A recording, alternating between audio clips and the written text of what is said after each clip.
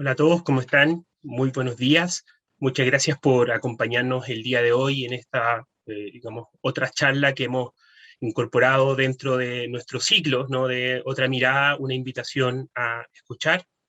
En esta oportunidad tengo el privilegio de poder estar con dos personas muy importantes en la discusión en el día de hoy. Por un lado tenemos a Andrés Larraín, que es creador y director de, digamos, el movimiento del Banco Central Autónomo, que de alguna manera hoy día en la discusión constituyente se hace tremendamente importante. Y por otro lado tenemos a don José Gregorio,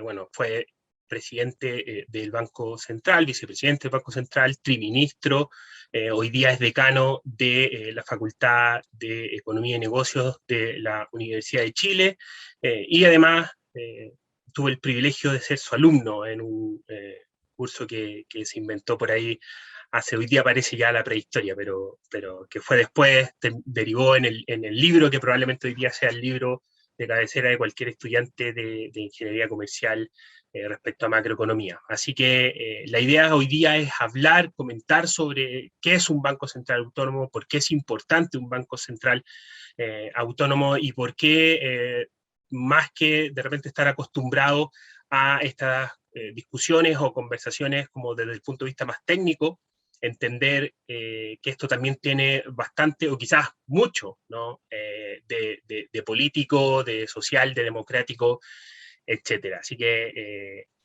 bueno, como cualquier charla que hemos tenido en este ciclo, está abierto el canal de Q&A, de preguntas y respuestas abajo, ¿no? O dependiendo de la versión que tengan de Zoom, donde, digamos, a medida que avanzan las charlas, ustedes pueden ir incorporando sus preguntas y nosotros las vamos a ir acomodando ahí dependiendo de cómo sigue la charla. Así que muchas gracias, Andrés, muchas gracias, don José, y los dejo con la presentación.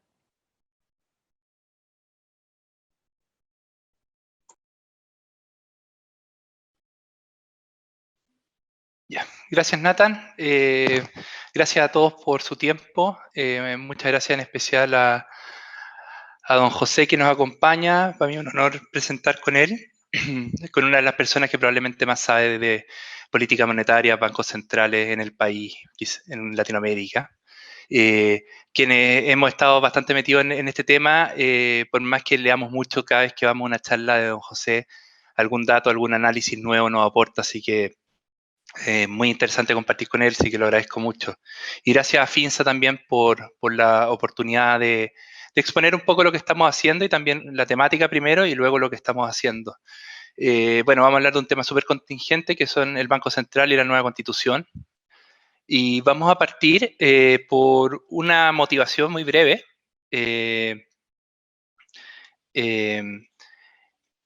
A ver, nosotros en Chile nos hemos acostumbrado a que el tema de los bancos centrales como botín político era un tema como medio olvidado, nos habíamos olvidado un poco, pero eso no significa que en el resto del mundo haya estado ausente el último tiempo. Acá yo puse varias noticias contingentes de los últimos años, de distintos países, de distintas realidades, donde el tema del botín político del Banco Central ha estado súper presente. Por ejemplo, en países tan lejanos como Turquía, donde cuando Erdogan, el presidente turco, destituyó al jefe del Banco Central, en un día la lira turca se evaluó en un 17%. O sea, cuando la política se entromete en la política monetaria. Y pongo varios ejemplos en particular de Argentina, y no solo de los gobiernos de Alberto Fernández y Cristina Kirchner, también de Macri, porque Argentina, bueno, primero es un país que está al lado de nosotros, por ende súper contingente, y segundo porque Argentina tuvo una estructura inflacionaria bastante parecida a Chile durante décadas. O sea, de hecho, hay varios textos en la literatura que hablaban de la inflación crónica del cono sur, donde Chile está muy parecido. Y Chile logró tomar un rumbo distinto al argentino, pero Argentina tiene muchas cosas en común con nosotros, y acá hay dos noticias que me quiero detener respecto al tema argentino. Esta que dice, Argentina y la inflación, los argentinos no tienen confianza en su propia moneda. Eso es súper relevante, la palabra confianza. No es solo que el gobierno esté imprimiendo billetes, es que la gente, o imprimiendo billetes entre comillas, emitiendo, es que la gente crea que el gobierno está imprimiendo billetes, los agentes económicos crean que el gobierno está imprimiendo billetes. Hay un tema de confianza, y eso es súper relevante, cuesta construirla y es muy fácil romperla. Y la segunda noticia es la que justo está abajo, Daniel Arroyo. El gran problema de este momento es la inflación. ¿Por qué la pongo como una noticia relevante? Daniel Arroyo no es el ministro de Economía, no es el ministro de Hacienda, es el ministro de Desarrollo Social y de Alberto Fernández, o sea, no hablemos de un gobierno neoliberal. Y él dice, el gran problema es la inflación, o sea, un ministro de Desarrollo Social está diciendo que el gran problema es la inflación. Eso da una pista de que la inflación no es un tema económico como lo han tratado burdamente de poner en la prensa, o solamente es un tema social súper relevante, ¿ya? Contexto muy breve, muy breve. Bueno, los bancos centrales nacen con el cambio del dinero mercancía al dinero fiduciario, obviamente, porque el dinero ya no tiene valor en sí mismo. Acotación, los primeros entes emisores fueron bancas privadas.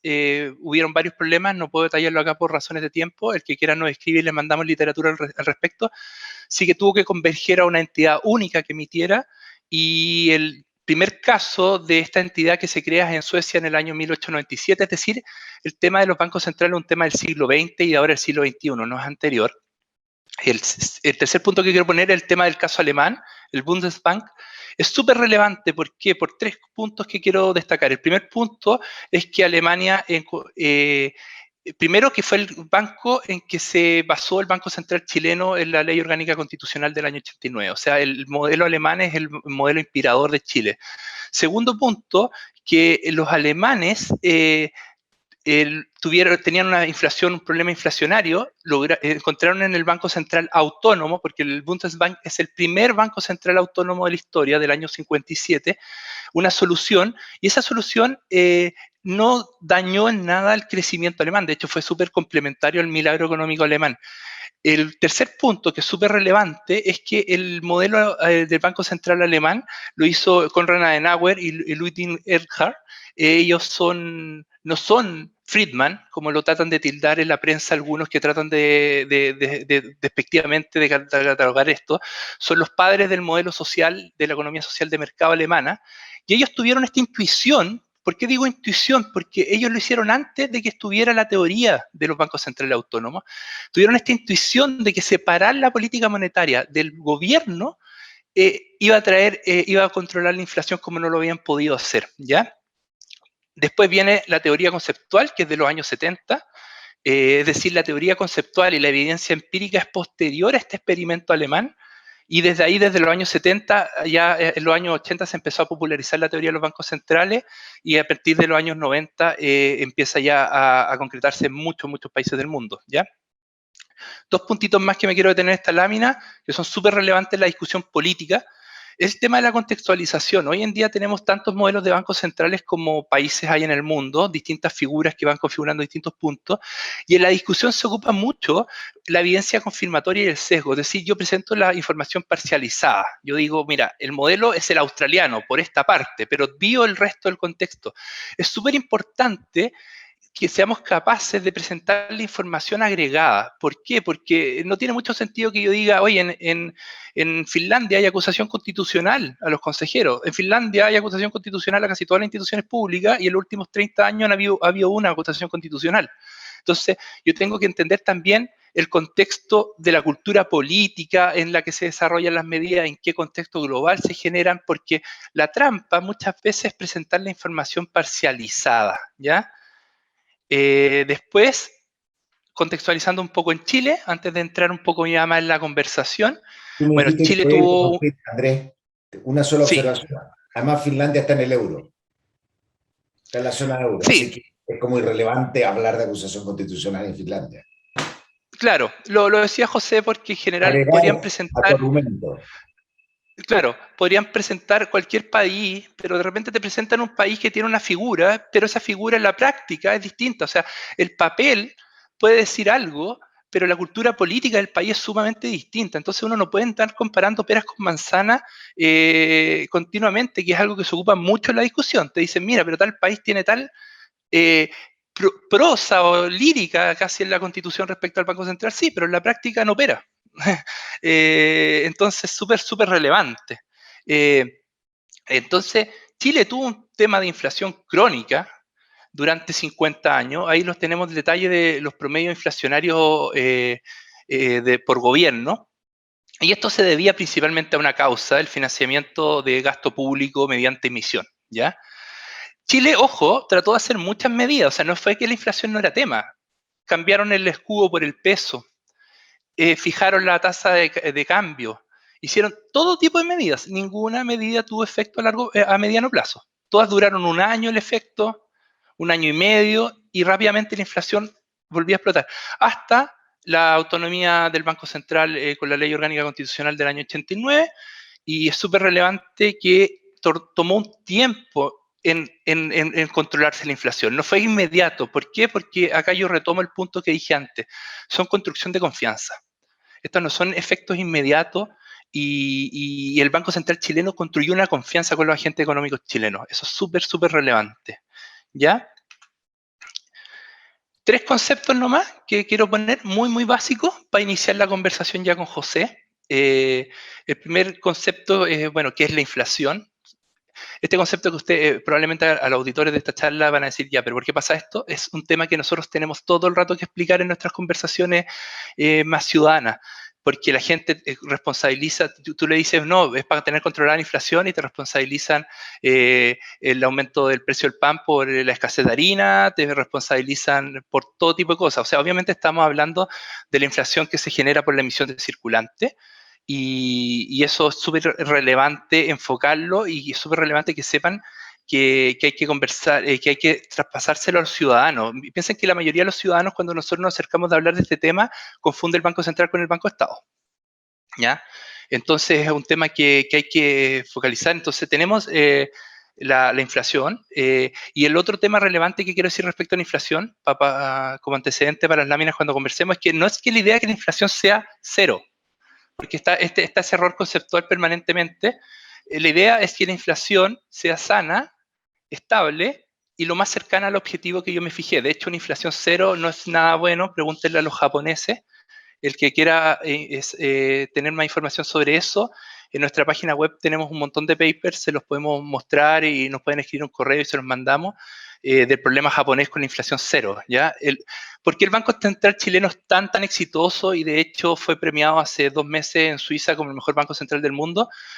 Por el nivel que se acerca al objetivo. O sea, ellos se fijan en un objetivo y nosotros nos acercamos al objetivo. Eso es lo que se busca. Lo segundo, que es un tema que ustedes van a decir súper básico, pero en la discusión política es súper necesario, es separar la política económica y la política fiscal de la política monetaria.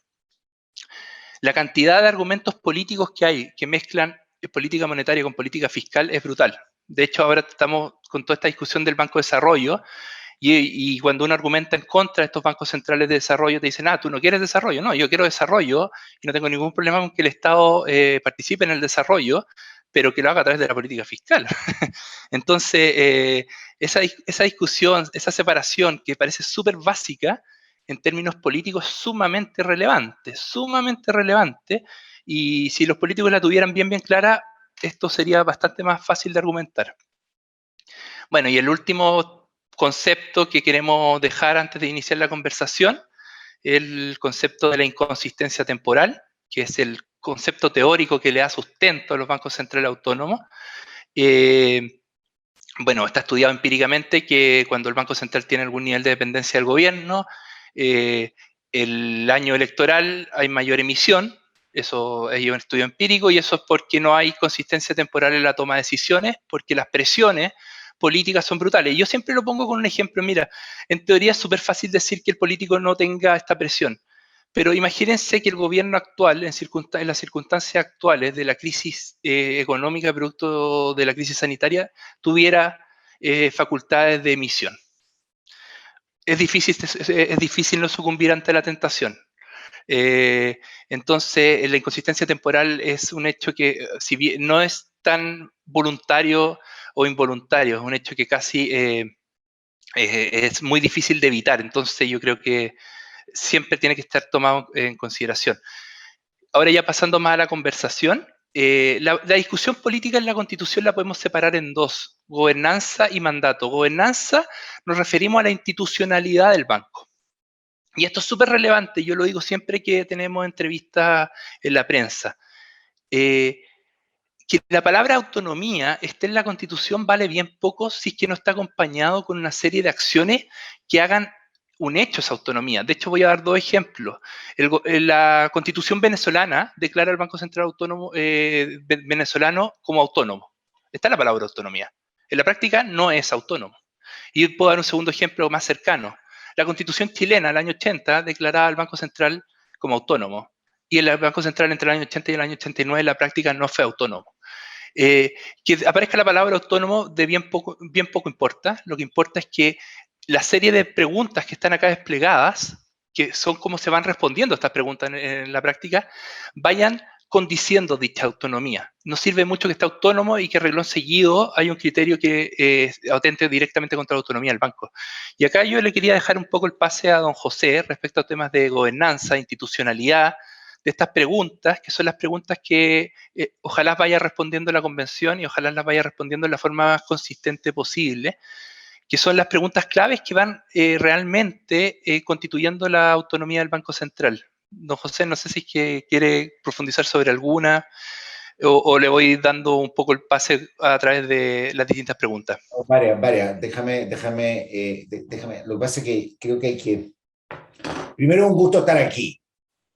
Con Nathan, cuando se acordó, fui a mi archivo y ya lo tengo absolutamente registrado, semestre, todo, cuando dio el curso. Compré el curso de Cristóbal Gamboni, en ese curso.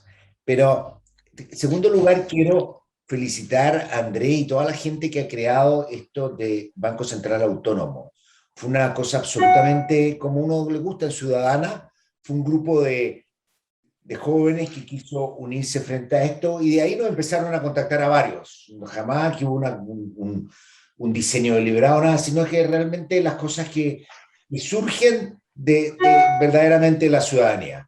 Así que es bien importante para mí felicitarlos. Creo que levanta un punto que es súper importante en toda la discusión que se viene por delante. Y es lo que él llama, ¿no es cierto?, este sesgo que uno comete cuando elige países para decir cosas. Yo siempre me río y le comento a alguna gente que propone que haya directores en las empresas como en Alemania. Le digo, ¿y por qué no copian entonces la ley del Banco Central del Bundesbank, que es la cual está basado Chile? Parte importante de la independencia del Bundesbank viene porque habían tenido una hiperinflación que terminó con las reparaciones, ¿no es cierto?, que causada por reparaciones, bastante complejo. Así que yo creo que es importante. Muchas veces a uno le toca ver, por ejemplo, en la discusión, el otro día me tocaba alguien que decía, hagámoslo como en Colombia, donde hay el ministro de Hacienda preside el Consejo. Yo no voy a entrar en los detalles, pero yo conozco todas las tensiones que eso genera. No aporta nada, es simplemente una cosa sin un contexto de justificación, en particular cuando hablan de la gobernanza. Yo diría que la gobernanza en Chile ha funcionado. No hemos tenido mayores conflictos, hemos tenido diversidad. Hay gente que ha sido partidaria de los controles de capital, muy partidaria, pero cuando tuve el consejo yo haber escuchado decir, sí, no me parece que en este momento haya que ocuparlo, nadie le impuso ninguna idea. Entonces yo creo que la gobernanza en general ha funcionado. Hay quienes dicen, pongamos más consejeros para dar mayor diversidad. Podría ser, yo creo que un consejo más grande puede ser también más incómodo. Hay experiencia en muchos bancos centrales donde consejos más grandes o con mucho debate o con conflicto interno, al final lo único que terminan es alejando a algunos consejeros de la toma de decisiones real y no sé si ha sido gran aporte. Una cosa que a mí me gusta, que en algún momento estuve contemplando hacer, les puedo decir aquí entre nosotros, ¿no es cierto? El Banco de Inglaterra tiene espacios para académicos, independiente del país. Cualquiera puede postular. Me dijeron en algún momento que postulara. El gran problema es que uno tiene que estar como allá, tiene tanto conflicto de interés y lo que pagan alcanza para el viaje nomás. De hecho, tengo una amiga que hacía, pero porque podía viajar de Boston cuando había reuniones y era profesora allá. Entonces, se pueden hacer esas cosas, pero se le agotaron los macroeconomistas ingleses a Inglaterra. y los últimos que han nombrado dentro de los académicos en el Consejo son el grueso son extranjeros, porque no es fácil tener así una dotación multitudinaria de capital humano. Yo quiero, respecto a lo que decía Andrés, yo creo que hay dos cosas súper importantes. Yo creo que hay dos cosas. Él dice, separemos el mandato, la gobernanza, y yo le agregaría un tercer punto, y los temas que son política económica. Hay una tremenda confusión entre el mandato que es, llamémosle estabilidad de precios, y lo que es la política económica. Lo hacemos con un tipo de cambio fijo, con una banda cambiaria, con régimen de tipo de cambio flexible, con meta de inflación, con meta de nivel de precio, con meta de PIB nominal. Hay un montón de discusión en teoría monetaria. Entonces, hay que ser muy claro en esto, porque muchas veces se confunde. Hay gente que dice, Chile debería aplicar control de capital. Discusión absolutamente legítima, pero eso es de política económica. Chile debiera intervenir más frecuentemente en el mercado cambiario. Es una pregunta de política económica. Quien quiera poner en la ley que el gobierno tiene que intervenir en el mercado cambiario, lo único que sería es restarle grado de flexibilidad a la política monetaria, y es introducir una ideología. Es como si hubiéramos tomado la frase, es como si hubiéramos tomado la propuesta de Friedman y hubiéramos puesto nosotros la regla del K-Rule que se conoce. Los agregados monetarios tienen que crecer a cierta tasa. Sabemos nosotros hoy día que esa no es una buena manera de hacer la política monetaria, pero era lo que estaba de moda, o sea, era lo que estaba de moda hace 30 años, y lo usaba el Bundesbank, era lo que anunciaba que usaba el Bundesbank. Podríamos haberlo puesto nosotros en la Constitución, ¿no es cierto? Y obviamente es un error. Si algo nosotros hemos aprendido de teoría de banca central, que uno necesita un grado de compromiso, y por eso lo hace independiente y con una visión de largo plazo, pero también los bancos centrales necesitan flexibilidad. Es lo que se llama reglas flexibles o discreción restringida. O sea, hay que tener grado de flexibilidad. El Banco Central de repente decide intervenir en el mercado cambiario. El Banco Central eventualmente podría decidir postergar la vuelta de la inflación a la meta. Nosotros tenemos en Chile una meta que uno quiere cumplirla en 2 años. Dadas ciertas circunstancias, perfectamente el Banco Central, evaluando costo y beneficio, podría decidir postergar la vuelta a la meta. Pero eso, como digo, son temas de política económica. No los confundamos en la ley. Y aquí no puedo dejar de entrar a un tema que se discute muchísimo y que me tiene como obsesionado el último tiempo, y he pasado a ser predicador de esto.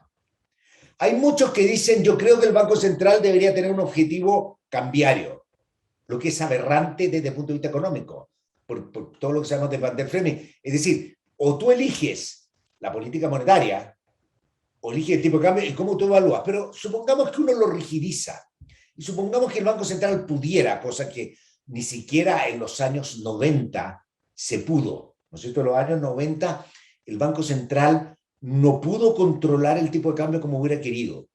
Además, las intervenciones desde los 90 han sido para estabilizar el tipo de cambio cuando hay evidencia de que está desalineado. Pero existe esta teoría, argumentada por alguna investigación bien hecha, ¿no es cierto? Y Danny Roderick, que ha estado atrás de esto, y gente muy respetable, diciendo que un tipo de cambio un poquito débil, es decir, digamos, el peso un poquito bajo, el dólar un poquito alto, ayuda al desarrollo. Primero, eso ya se ha logrado en Chile, con la incertidumbre que hay, ¿no es cierto? Y con todo el ruido político que se ha metido. Nosotros estamos pagando una prima, o sea, si el país era más tranquilo, o sea, ahí fue la manera más sencilla de lograrlo. Pero vamos nosotros a esa política. Supongamos que nosotros, digamos, podemos lograr que el tipo de cambio esté de 820 de manera estable, sin sacrificar nada más. Eso, como dije, es un tema de política económica. Pero en segundo lugar, a mí me llama la atención que gente muy progresista que se lo proponga, porque un tipo de cambio de 820 favorece a todos los exportadores, a los mineros, a los salmoneros, a los mineros, a la fruta. Todo esto para ayudar a que aparezcan empresas que van a dar el salto. ¿No es cierto? Es una política hiperineficiente. ¿Y quién la paga? No solo beneficia a los grandes exportadores chilenos, ¿no es cierto?, sino que también beneficia a los consumidores extranjeros, porque está dándole está haciendo más barata la producción chilena en el exterior. ¿Y quién lo paga? Los importadores chilenos y la ciudadanía. Tendríamos alimentos más caros, tendríamos los bienes importados directamente más caros, ¿no es cierto? Pero también todo lo que son los bienes transables.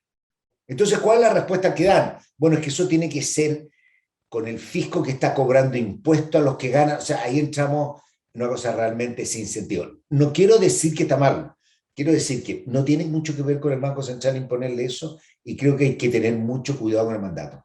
Estados Unidos es el único país de los que nos gustaría parecernos, ¿no es cierto? Porque siempre uno dice los que nos gustaría parecernos, porque después uno empieza a sacar ejemplos de países que no nos gustaría parecernos. Pero el único país que nos gustaría parecer y que tiene un dual mandate, tienen en los objetivos dice textualmente, ¿no es cierto? Estados Unidos dice: the monetary policy goals of the Federal Reserve are to foster economic conditions that achieve both stable prices and maximum sustainable employment. Le agrega tasas moderadas de largo plazo, pero eso es otra discusión que podemos mostrar. Entonces, desde el año 77 tiene este dual mandate, que dice estabilidad de precios y máximo empleo sostenible. Pero cuando ellos mismos definen el empleo sostenible, dicen textualmente, voy a tratar de traducirlo, porque muchos factores no monetarios afectúan la estructura y dinámica del mercado del trabajo, y estos pueden cambiar a través del tiempo, y pueden no medirse directamente. De acuerdo a esto, especificar un objetivo explícito para el empleo no es apropiado. En vez de esto, el comité decide en una variedad de indicadores. Entonces, yo creo que yo no tengo ningún problema que me digan eso si puedo hacer ese statement, porque da la cosa interesante que el Banco Central de Chile sigue una política monetaria muy parecida al Banco Central Europeo, y al Banco Central, a la Fed. Por lo tanto, hay que tener mucho cuidado en lo que son las citas y en cómo nosotros nos aproximamos a este problema, porque uno podría, a mi juicio, y lo he dicho más de alguna vez, efectivamente el Banco Central necesita ciertos grados de flexibilidad, en particular en muchos casos que a futuro nosotros podamos no conocer y que tengamos que enfrentar, ¿no es cierto? Y si bien el Banco Central ya tiene el objetivo de estabilidad de precios, y tiene el objetivo de estabilidad de precios con una provisión que dice que tiene que ser su política de acuerdo a los objetivos generales del gobierno. Yo pondría el objetivo del Banco Central es contribuir al máximo bienestar de toda la población, dentro del ámbito de sus objetivos particulares de estabilidad de precios y estabilidad financiera. Y esto le permite hacer actuaciones y mencionar el desempleo y preocuparse. Cambio climático va a ser un tema, no como cambio climático, que es un gran drama que hay hoy día, pero desde el punto de vista macroeconómico tiene implicancia. Es decir, al Banco Central tiene que interesarle todo lo que tenga que ver con la estabilidad de precios y la estabilidad financiera, y esa es la manera de contribuir al mandato. No sé, entonces, por eso yo estoy diciendo todas estas cosas. El Banco del Desarrollo en Chile tenemos Corfo y Banco Estado. Entonces, y existe FOGAPE, y existe un montón de instrumentos. Entonces, que el Banco Central asigne crédito, es no solo entrar en política fiscal, es entrar en una de las peores políticas de la banca central, que es asumir riesgo de crédito. Es una gran discusión que hay hoy día. El Banco Central, de hecho, no es un banco propiamente tal en que toma riesgo de crédito. Eso lo tienen que tomar los bancos privados, y si el gobierno quiere hacerlo como una política pública, que lo haga el gobierno. Pero no corresponde al Banco Central, en particular porque empieza a entrar en conflictos de interés con sus propias políticas. ¿Qué pasa? Supongamos un caso en que el Banco Central toma una medida, el Banco Central, por alguna razón rara, empieza a prestarle a la construcción de edificios medioambientalmente amigables. Entonces, es una política pública que le estamos teniendo que cumplir. Y construimos grandes edificios, y resulta que viene un boom, el Banco Central tiene que empezar a subir las tasas, y en esa alza de tasas le va a ir mal con su negocio de inversiones inmobiliarias. O sea, el conflicto de interés, precisamente por eso uno lo quiere focalizar. Y voy a hacer un último punto que me parece muy importante y que creo que tiene mucho que ver con la misión que se ha propuesto este grupo de Banco Central Autónomo. La autonomía suena muchas veces a grupos que quieren no ser accountables a la sociedad y que quieren manejar con una visión estrecha cierta institución y sacarla de la democracia. Nada más lejano que eso, porque aquí hay dos cosas que son fundamentales. La primera es que la autonomía tiene que ver con descentralización del poder. Nosotros no, esto es un tema político, no podemos tener todo el poder concentrado en un presidente, que cuando nos guste vamos a estar felices, que cuando no nos guste nos llevan a regímenes autoritarios, ¿no es cierto? Y a pésimas decisiones. Yo he visto un candidato que llama a una persona, a un oficial de gendarmería, para decirle que no castigue a ciertas personas porque es lo que corresponde castigarlo o seguir un sumario. ¿Usted se imagina no va a estar llamando a un banco central si no es autónomo? O sea, si el presidente, yo te voy a decir como presidente del Banco Central, nunca recibí un llamado de un presidente de la República, nunca me, además no lo, si me llama para hablar de política monetaria le hubiera cambiado de tema, y nunca lo hicieron con los ministros de Hacienda, teníamos una relación muy formal, así que en ese sentido la autonomía tiene que ver con un proceso de democrático descentralización del poder, pero para que eso sea efectivo, el accountability, el rendir cuenta es fundamental. Y el Banco Central de Chile debe ser de las entidades que más rinde cuenta en el país. 4 informes de política monetaria, 2 informes formales de estabilidad financiera, bastaría con uno al año y cumpliría todo su mandato constitucional. Discurso, todo es transparente, o sea, es precisamente lo que necesitamos. ¿Cómo le vamos a hacer cierto ajuste? Le podemos agregar un poquito más, cuidado, le podemos agregar un poquito más de personas, se nos va a empezar a agotar el capital humano. Le voy a decir, me encantaría que el Banco Central estuviera lleno de mujeres en consejo, pero expertas en macroeconomía hay poquísimas en Chile, por decir, prácticamente no hay. Yo le digo a todas mis alumnas, estudien macro, es lo que más necesitamos, macrofinanza. ¿No es cierto? Que en vez de nosotros 3 aquí, o por lo menos en vez de Nathan y yo, fueran 2 mujeres. Pero hay escasez de recursos humanos. Entonces, este sueño de poner 10 consejeros, al final nosotros sabemos, y esto se va arreglando, pero creo que hay que tener cuidado. Por lo tanto, quiero enfatizar de lo buenas cosas que se han dicho. Primero, no confundamos mandato con política económica. De hecho, yo escuché un ex autoridad del Banco Central decir los presidentes deberían llegar y proponer un programa monetario. Lo encontré descabellado. O sea, en Nueva Zelanda lo que se hace y se podría hacer en Chile sería súper interesante, pero tiene mucho que ver con su origen legal y toda una discusión bastante más profunda de esto. En Nueva Zelanda el gobierno pone la meta de inflación, no la pone el Banco Central. El gobierno pone la meta de inflación. Ahora, a ustedes no les va a sorprender, la meta de inflación que propone el gobierno es siempre la misma todos los gobiernos. Y en su programa electoral, o sea, ni un gobierno va a decir, en Chile vamos a subir la meta de inflación al 5%, podría decirlo uno, es solo pérdida.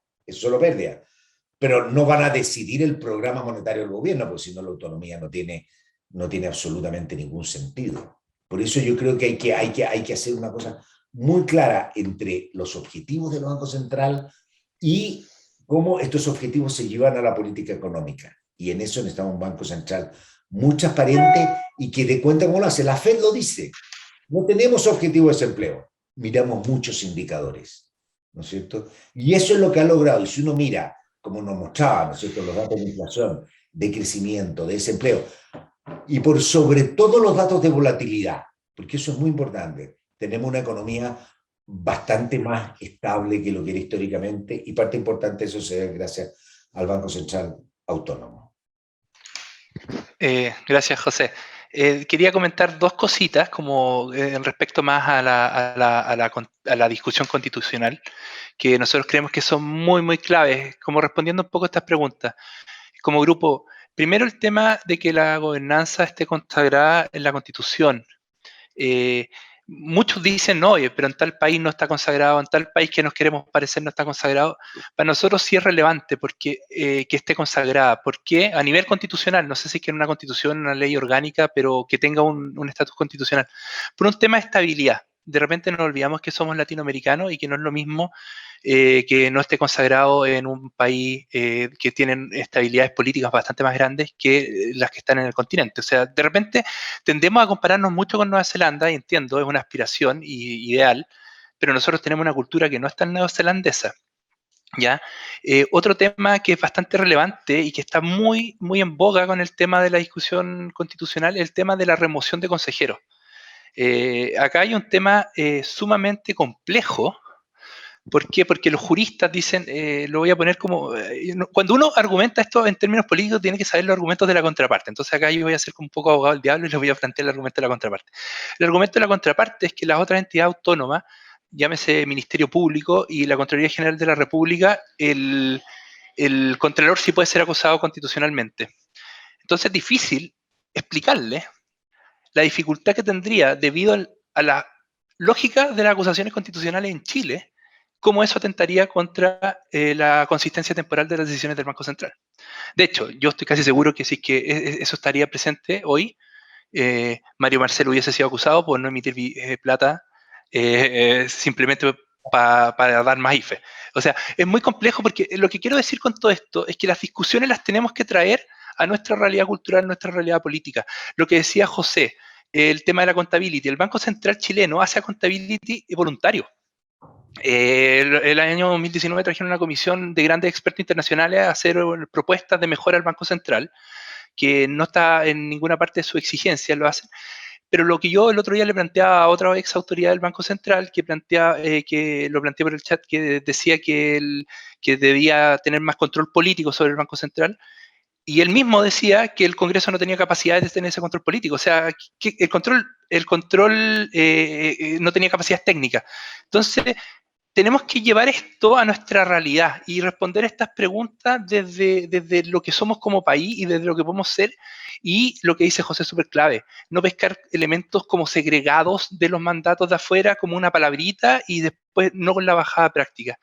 Para cerrar esto, sí, sí, déjame hacerte una observación, porque tú me dijiste que te interrumpiera, sí, respecto de este sí, tema de la acusación constitucional. Y algo que he argumentado y hay que tener cuidado en Chile, porque como dices tú, en Finlandia hay acusaciones constitucionales, pero se ha hecho una.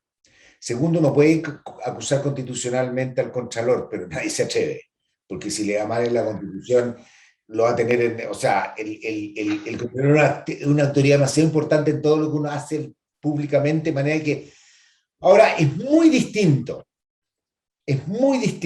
y esto he tenido cierta discusión y me ha costado traspasar como con abogado, no me ha sido fácil, pero el argumento que yo he dado es muy distinto.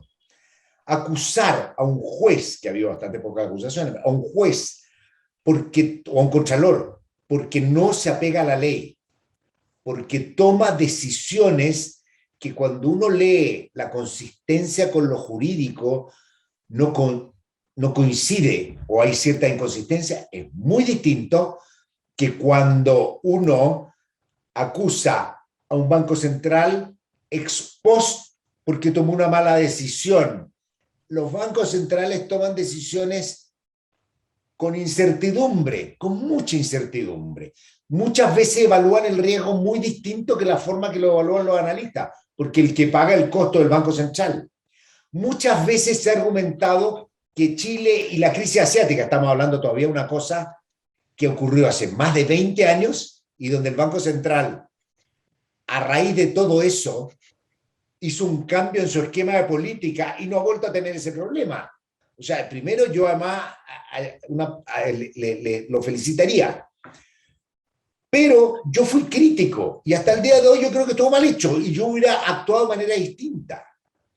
Pero quienes tomaban la decisión en un consejo, quienes tuvieron que evaluar dos cosas: si el impacto inflacionario iba a ser muy grande o si el impacto financiero de una economía que había prometido estabilidad cambiaria, porque ese es el gran riesgo y hay muchos estudios y el famoso calvo Reinhardt, ¿no es cierto?, de Fear of Floating, que los países le temen a flotar las monedas después de periodos prolongados de promesas de estabilidad. Entonces, cuando llega el Banco Central dice, va a explotar la inflación. A mí no me preocupaba porque yo fui economista en el Fondo Monetario en la época de la crisis monetaria europea y escribí cosas y no, el impacto inflacionario no era tan grande, una cosa que no era tan grande, pero había también inquietudes por los efectos sobre la estabilidad financiera. Esa fue la apuesta que hicieron, fueron al Congreso, presentaron todos los resultados, el Congreso podrá haber criticado, no haber criticado, pero la verdad que son problemas de opinión, y después resulta que una recesión, y 2 años después, cuando conocemos los datos de descalce financiero, nos damos cuenta que hoy día es parte como del dato diario del Banco Central, pero cuando hace 2 años, en esa época cuando se veía, cuando se empieza a recolectar los datos y aprenderlo, tal vez no hubiera sido tan grave haberlo hecho. Pero no podemos, con la evidencia que recopilamos 2 años después, juzgar. Y por eso yo creo que hay una diferencia muy importante. Y el segundo caso también es muy importante, que lo dije yo en una columna, dije, uno no puede tener, yo no tengo problema, si uno dice, mira, estabilidad de precios, tu único objetivo es la estabilidad de precios y me ponen una acusación constitucional, puede ser. Pero si además me empiezan a poner adornos a los objetivos, como Estados Unidos, pleno empleo, imagínense que el Banco Central, con la inflación de hoy día, lo más probable es que siga subiendo la tasa, va a seguir teniendo una política monetaria expansiva, pero podemos terminar a fin de año con un desempleo de 10% por las fricciones de la pandemia, no porque haya insuficiencia de demanda, no porque uno tenga el desempleo bajo porque hay muy poca demanda, hay fricciones en el mercado laboral que no se solucionan con política monetaria. Por lo tanto, que probablemente el Banco Central tenga que empezar siga subiendo la tasa. ¿Y qué pasa si alguien le dice a fin de año, mira, pero la inflación está baja y el desempleo está alto, no cumpliste tu objetivo? Y con los grados de politización, a mí me parece que hay que tener mucho cuidado. Y para cerrar esta intervención, que lo tenía pensado y se me vino recién, lo más importante es la autonomía, olvidémonos del objetivo, lo más importante de la autonomía es la remoción de sus autoridades. La autonomía no vale nada si las autoridades pueden ser cambiadas. La autonomía no vale de nada. Por ejemplo, hay mucha gente que escucha, el presidente cuando llega al gobierno debería elegir al presidente del Banco Central. ¿Por qué? Y lo único que hace es que todos los que quieren ser presidente del Banco Central están durante 2 años antes candidateándose y haciendo promesas. Entonces, cómo se pone y cómo se remueve es fundamental. En Argentina, que tiene autonomía decretada legalmente, nunca el Congreso los aprueba a los consejeros, los aprueba condicionalmente, de manera que los puede echar en cualquier momento. Y con eso los tiene absolutamente controlados. No sé si ahora cómo lo están haciendo ahora, pero un Banco Central completamente no autónomo, ¿no es cierto? Entonces, si uno tiene capacidad fácil de remoción, si el presidente del Banco Central lo pueden remover fácil, ¿qué es lo que va a hacer? Primero, ser súper conservador, va a tratar de innovar poco, va a tomar poco riesgo, porque en el fondo va a seguir diciendo yo he hecho lo que he hecho toda la vida y va a estar además sometido a las presiones políticas. Así que por eso es bien importante tener presente que la autonomía, más que una declaración, tiene mucho que ver con la gobernanza y con los mecanismos de remoción. Los mecanismos de remoción en Chile existen. Y los mecanismos de remoción son que el presidente de la República le pida al Congreso la votación para remover al presidente del banco o al presidente con el Consejo porque no están cumpliendo su objetivo. Eso se podría hacer. Eso nadie lo pensó durante la crisis asiática.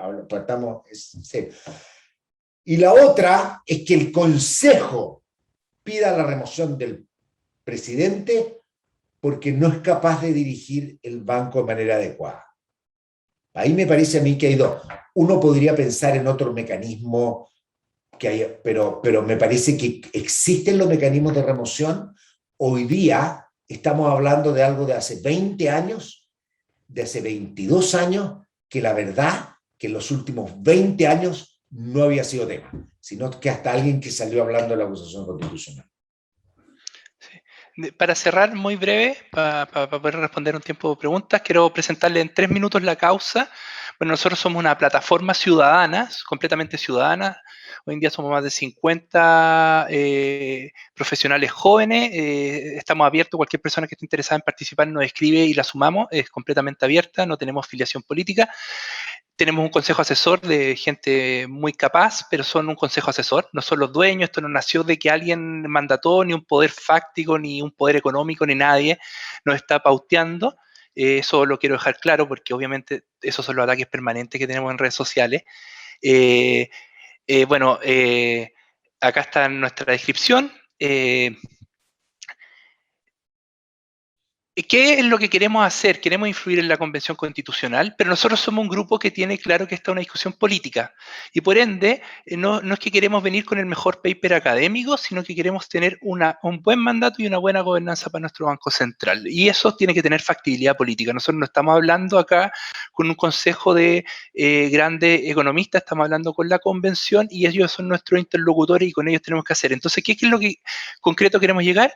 Tenemos apertura a cambios razonables, sabemos que el actual modelo exactamente igual es inviable políticamente, así que el que quiere sostenerlo exactamente como está, le digo que tiene la discusión perdida en la convención. Nosotros hemos estado hablando con constituyentes y lo sabemos, pero queremos que esa apertura sea razonable.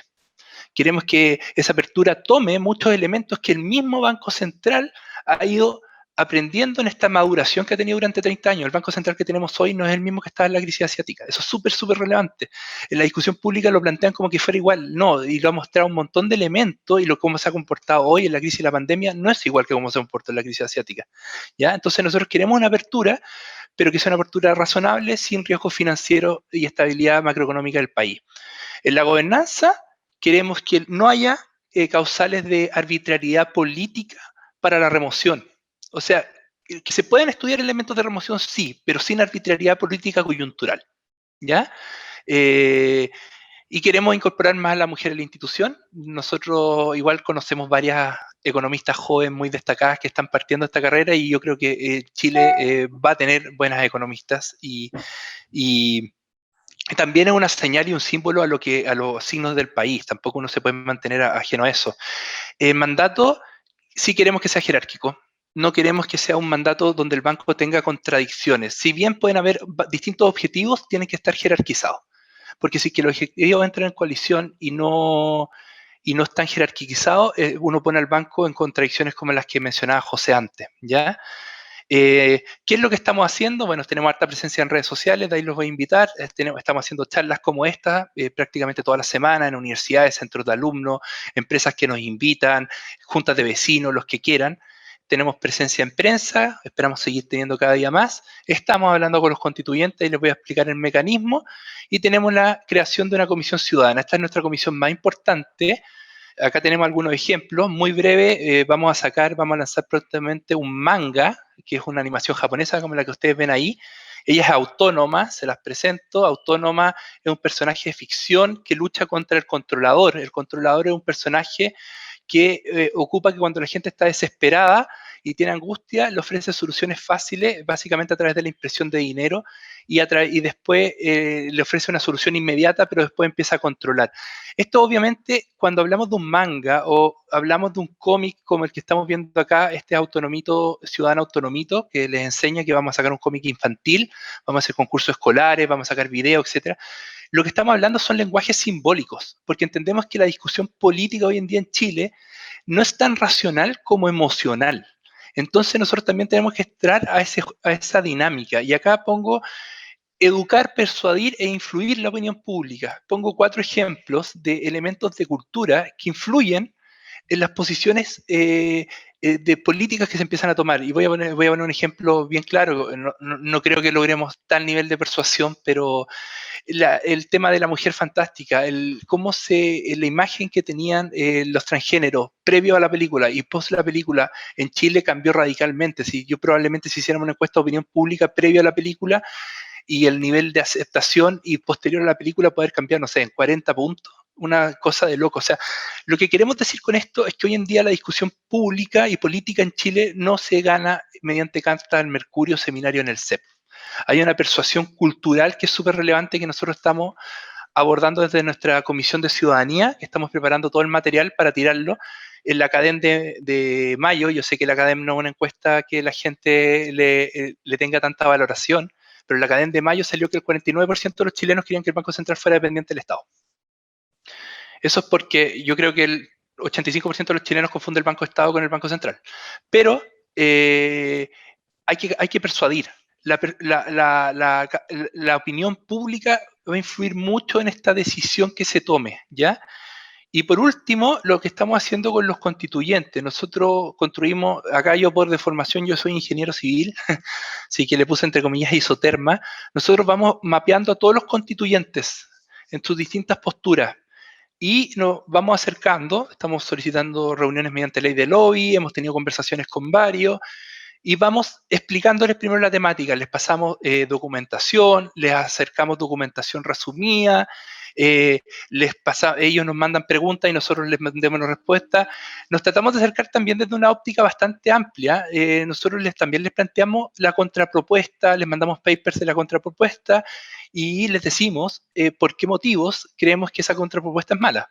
¿Ya? Y estamos haciendo un trabajo con constituyentes. Y lo último que quería decir, para cerrar el tema, bueno, estamos armando toda nuestra campaña, tenemos un presupuesto que estamos financiándolo, por ahora los principales financistas hemos sido nosotros mismos con nuestras donaciones, todos nosotros somos voluntarios, no es que trabajamos en otros temas, esto es una causa ciudadana y estamos en este momento en levantamiento de fondos también para parar toda nuestra campaña ciudadana, ¿ya? Así que la invitación también, si es que alguien quiere formar parte del equipo, que nos escriba, o si alguien quiere apoyarnos económicamente también, que nos escriba. Y por último, dejarles nuestras redes sociales para que ojalá nos puedan seguir, opinar, difundir y pueden ayudarnos en esto. Para nosotros es bien importante que logre salir un mandato y una gobernanza razonable, como decía. Bueno, muchas gracias por el tiempo, Nathan. Te voy a hacer otra recomendación para... No sé cómo está la ley, este es un problema de ignorancia mía, pero uno no debiera estar restringido a consejeros de nacionalidad chilena. Y te lo voy a decir por qué. Así como bien cándidamente, porque si buscan paridad, por ahora, no estoy diciendo que en el futuro no, yo estoy seguro que hay muchas, pero por ahora probablemente haya que ir a buscar mujeres del extranjero. De hecho, dos destacadísimas macroeconomistas en Chile, una de las cuales está en el Banco Central, la otra está en la FEN, son argentinas, pero son muy buenas. No lo habíamos pensado, pero en lo personal yo no tengo ningún problema. En Inglaterra lo hacen así con los consejeros académicos. En el Comité de Política Monetaria y en el Comité de Estabilidad Financiera, donde está Don Kohn, y en el de Monetaria, donde está Kirsten Forbes, está abierto a que allá postula cualquier persona, cualquier país. Es bien impresionante lo que hacen, pero se le empezó a agotar la oferta, así que no es una cosa... Pero hay que pensar. Yo la verdad que tú haces un punto muy bueno. La convención no se va a quedar tranquila si se mira, vamos a ir exactamente igual. La pregunta es qué es lo que ellos van a poner para tener un banco central que funcione aún mejor. Y por eso yo pienso, más que el dual mandate, tener un mandato superior. Es decir, esta institución es autónoma porque su objetivo fundamental es contribuir al bienestar del país. Eso es lo primero. Y eso es lo que te da rango de flexibilidad. Dentro de sus objetivos de estabilidad de precios y estabilidad financiera. La otra es ir por un dual mandate, pero hay todo un problema. En Estados Unidos, ni Trump, ni Trump fue capaz de remover a Powell. Ni Trump fue capaz. O sea, él lo hubiera removido, no quería que le subieran las tasas de interés. En un país donde tiene dual mandate, hubiera tenido que ir a la Corte Suprema y todos dicen no lo hubiera logrado jamás. Es prácticamente inamovible durante su tenure. Entonces, copiemos el dual mandate a Estados Unidos. Si alguien quiere. Copiémosle su interpretación del dual mandate. Pero también copiemos entonces la capacidad de remoción, que allá es distinto porque no va al Congreso, sino tendría que ir a la Corte Suprema. Pero es práctica, o sea, Trump nunca lo trató porque iba a estar perdido en la Corte Suprema. Por supuesto. Bueno, Nathan, no sé si es que quieres comentar algo, hay preguntas. Sí, bueno, quiero darles las gracias a ambos por haber participado hoy día con nosotros. Creo que la discusión es tremendamente interesante y necesaria, ¿no? Por supuesto, en este contexto. Y la verdad es que solo quería preguntarles, ¿no? para ir terminando por un tema de tiempo. Durante la crisis social, ¿no? Y todos los procesos que vinieron después, se levantaron varias causas relacionadas primero con la desigualdad de ingresos, con la desigualdad de acceso a servicios, con esta idea de que el poder estaba concentrado, digamos, y sin duda otras demandas. ¿Cómo ustedes han planteado, cómo se puede bajar desde lo académico y en este caso desde lo político, el decirle a estas personas, a alguien que está en la calle protestando, el Banco Central Autónomo justamente resuelve o ayuda a resolver esta problemática que ustedes tienen y cambiarlo o hacerlo menos autónomo? De hecho, podría llegar a ser lo contrario. Yo en lo personal creo que hay distintos tipos de argumentos. Un argumento muy potente que hemos explotado poco, lo hemos explotado un poco, pero muy poco, yo creo que se tiene que explotar más, uno que mencionó José, que el Banco Central desconcentra el poder. Eso yo creo que es súper atractivo para la ciudadanía, en una ciudadanía que lo que quiere es desconcentración de poder. Y lo que están planteando nuestra contraparte, que tenemos una contraparte bien clara, no le voy a hacer publicidad por acá, que planteó una propuesta de mandato y gobernanza, es concentración de poder. Ellos quieren industrializar Chile desde una política de un Estado empresarial que pueda emitir. O sea, eso es el primer punto, explicarle al ciudadano que desconcentrar las decisiones es mucho más democrático. ¿Ya? Eso yo creo que eso le puede hacer sentido. Segundo punto, que explicarle al ciudadano a pie, decirle que hay dos formas de entender una reconceptualización chilena. Una forma es la lógica latina, con carismas, personas que estén que se basen en su carisma para dar soluciones que son súper poco sustentables y que hemos tenido todos los desastres que podemos tener, que podemos mencionar de todo el entorno, de todo el barrio. Y la otra es tener instituciones sólidas, ¿ya? Y eso le da mucha más sustentabilidad pensando en sus hijos, pensando en sus nietos, y el Banco Central, que sea autónomo, le permite generar una institucionalidad mucho más sólida. Entonces, que las políticas públicas puedan ser más sostenibles a través de institucionalidades públicas más sólidas. El tercer argumento que yo siempre les digo, oye, ustedes han escuchado en la prensa escándalos de operadores políticos en todas las instituciones, en el Sename, en todos los servicios públicos. ¿Alguna vez han escuchado un escándalo de operador político en el Banco Central? A la gente le hace harto sentido esa pregunta, ¿ya? Y eso yo creo que es otra forma de acercarlo a la gente normal. Nunca yo he escuchado que hablen de un operador político en el Banco Central. Y voy a poner el ejemplo más extremo, el Sename, que tenemos la crema, y todo el mundo lo único que sabemos es que está coartado por partidos políticos. Eso son puntos desde los cuales uno le puede hacer sentido a la gente.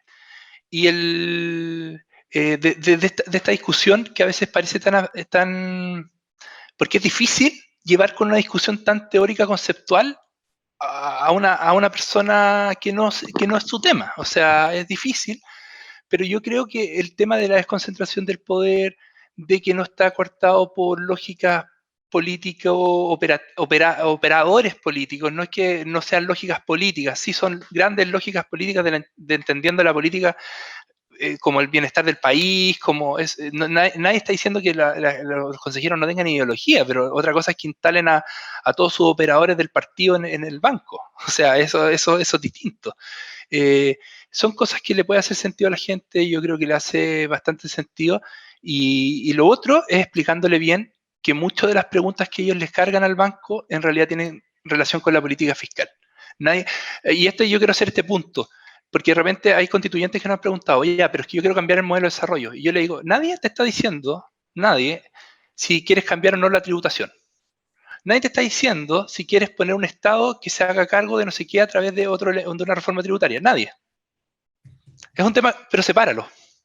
No le cargues al Banco Central todos los problemas que tiene la sociedad. Eso yo creo que es súper relevante de transmitirle. José, no sé qué quieres complementar algo. Tal vez hay una cosa.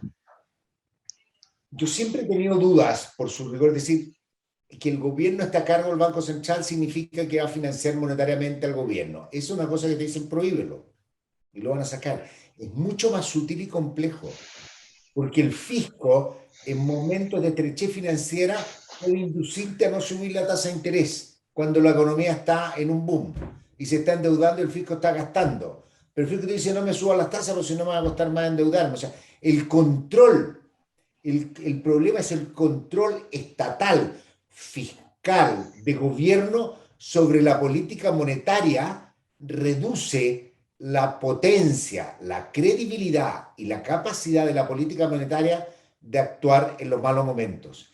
En Chile hemos tenido las dos peores crisis desde la Gran Depresión en los últimos 20 años. Tuvimos la crisis financiera internacional y tuvimos la crisis de la pandemia.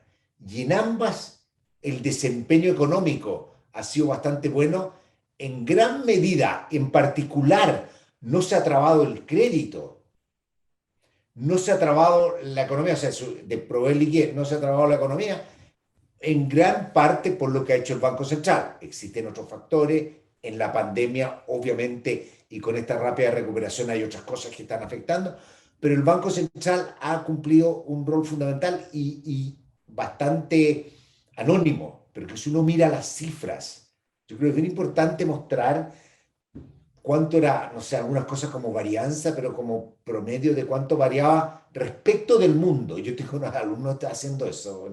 Cuánto variaba respecto al mundo. Y es muchísimo menos hoy día de lo que era hace 30 años atrás. Y todo el mundo te dice, somos más dependientes del cobre. No, éramos mucho más dependientes del cobre en los 60 y los 70 que hoy día.